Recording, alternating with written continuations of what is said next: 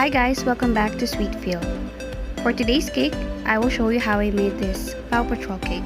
If you're new to our channel, you may want to consider subscribing and please click the notification bell for future cake vlogs. For this cake, I will be using a printable topper.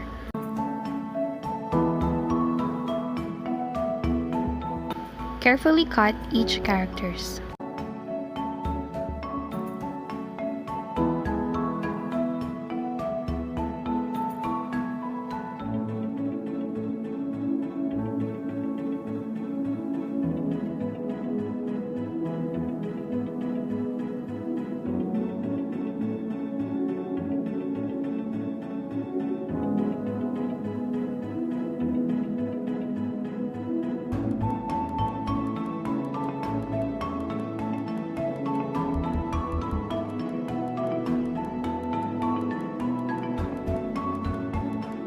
Para po sa cake na ito, I'm using a 12 diameter cake board which already has a bubble straw.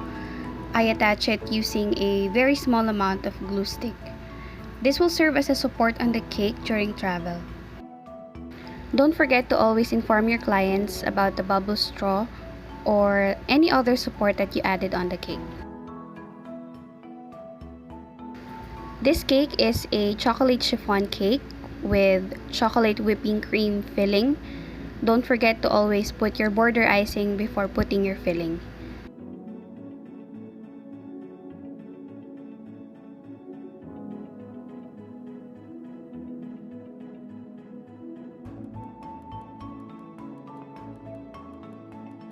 Now let's add a thin layer of icing to cover all the crumbs. Chill this for at least 15 to 30 minutes. Let's start designing by putting a blue icing on the bottom part of the cake.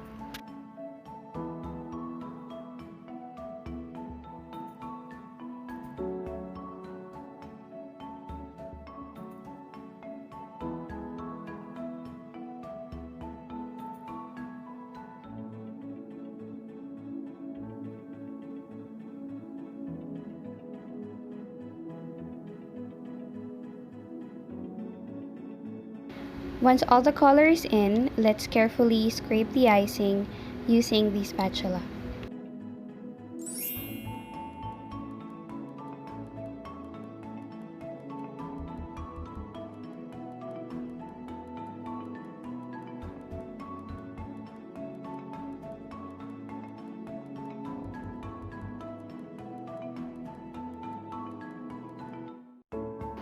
To achieve the grass effect, I just use a regular plastic and make a hole using a toothpick.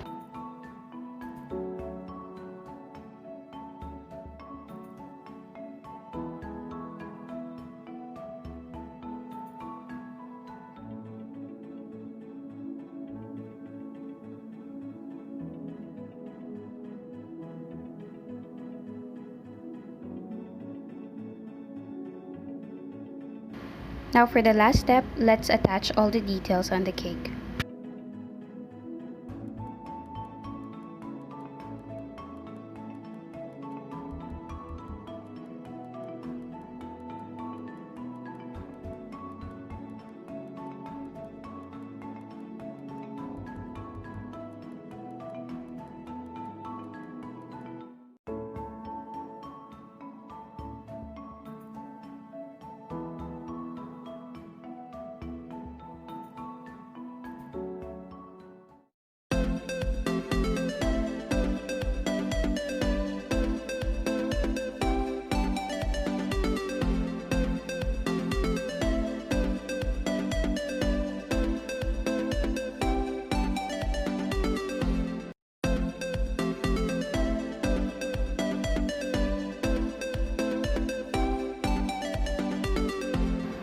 Thank you for watching.